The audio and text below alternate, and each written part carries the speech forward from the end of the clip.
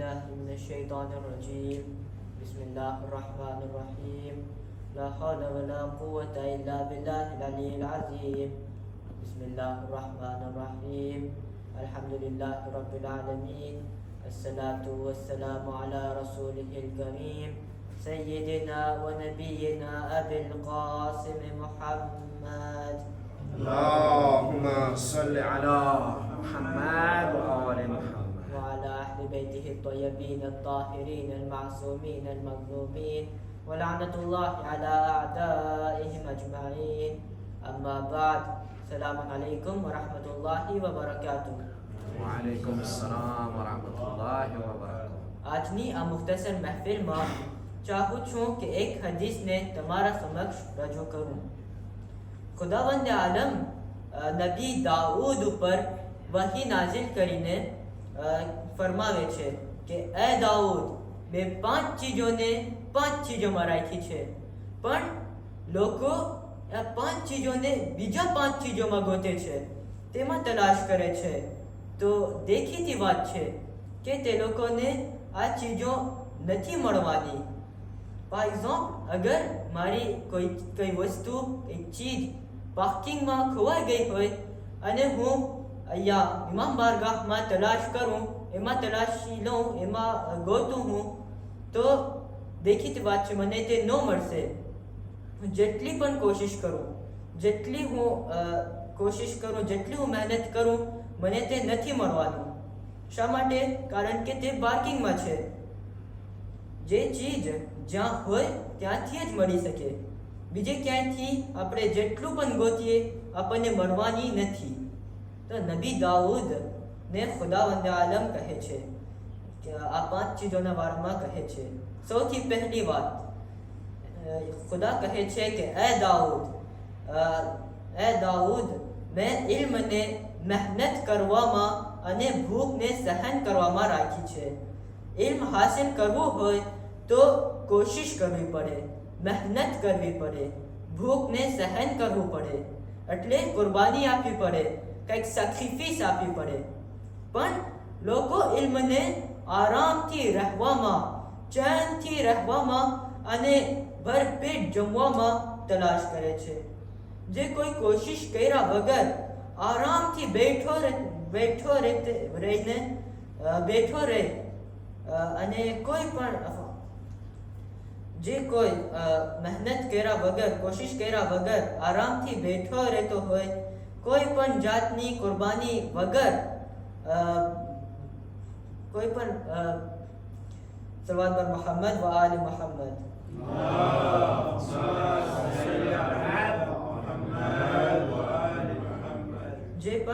જે કોઈ પણ કોશિશ કર્યા વગર આરામથી બેઠો રહે તો તેને ઇલ્મ નથી મળવાનું.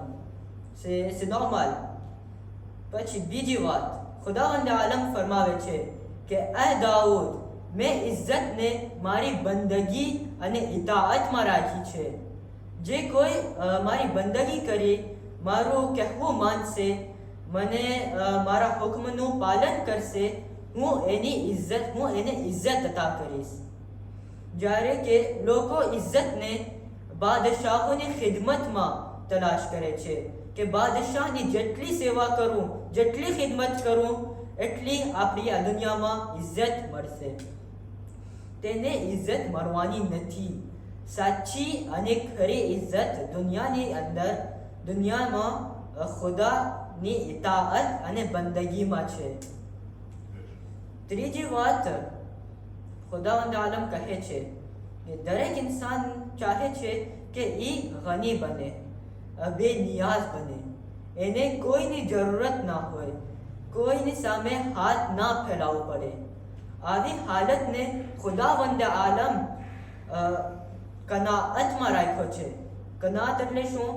કનાઅત એટલે જેટલું છે એમાં ખુદાનું શુક્ર અદા કરે, એમાં ખુદાનું શુક્ર માને, જેટલું છે એમાં સંતોષ રહે.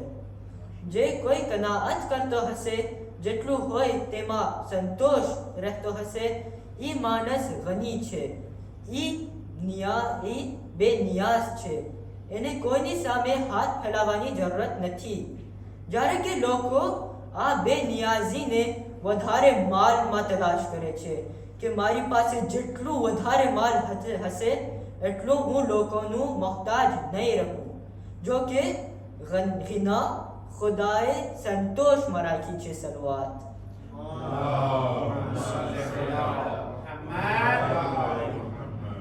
ત્યારબાદ ખુદાવંદ આલમ કહે છે કે મેં મારી રઝામંદીને, મારી ખુશીને નફ્સની નારાજગીમાં રાખી છે. નફ્સ નારાજ થાય એ કામોમાં ખુદા રાજી થાય છે. બાય એક્ઝામ્પલ, સુબહની નમાઝ પઢવા માટે જ્યારે આપણે સુબહની નમાઝ પઢવી નફ્સને ગમતી નથી, નફ્સને આપણે નમાઝે સુબહ પઢીએ ગમતું નથી. નફ્સ તો કહેતો હોય કે એટલી ઠંડીમાં ગરમ બિસ્તર ઉપર સૂતા રહીએ, પણ જો ઊભા થઈ જઈએ તો નફ્સ નારાજ થશે અને ખુદાવંદ આલમ રાજી થશે. એમ જ ગરમીના મોસમમાં રોઝા રાખવું નફ્સને ગમતું નથી, પણ અગર ઇન્સાન રોઝો રાખે છે તો નફ્સ નારાજ થાય છે અને ખુદા રાજી થાય છે. ખુદા કહે છે કે મેં મારી રઝામંદીને નફ્સની નારાજગીમાં રાખી છે, પણ લોકો મારી રઝામંદીને પોતાના નફ્સની રઝામંદીમાં તલાશ કરે છે કે આપણે રાજી તો ખુદા રાજી. ના, એવું નથી, એવું હરગિઝ નથી.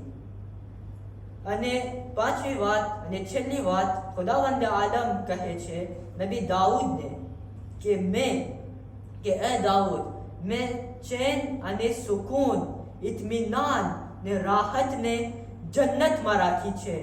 જ્યારે કે લોકો આ ચેન, સુકૂન, ઇત્મીનાનને દુનિયામાં તલાશ કરે છે, ના, હરગીઝ એને નસીબ નહીં થાય. કારણ કે 100% ઇત્મીનાન અને રાહત અને સુકૂન ફક્ત જન્નતમાં છે. આ દુનિયાની જે સુકૂન છે, એમાં જે થોડુંક સુકૂન છે આ દુનિયામાં, એમાં પણ કેટલી મુસીબતો, કેટલી મુશ્કેલાત સમાયેલી છે. અને અંતમાં દુઆ કરીએ છીએ કે ખુદા અમને ઇલ્મ હાસિલ કરવાની નેક તૌફીક અતા કરે અને અહલે બેતની હદીસ સમજવાની નેક તૌફીક નસીબ કરે. महफिल ने कबूली वास्ते बर मोहम्मद व आल मोहम्मद सलवात.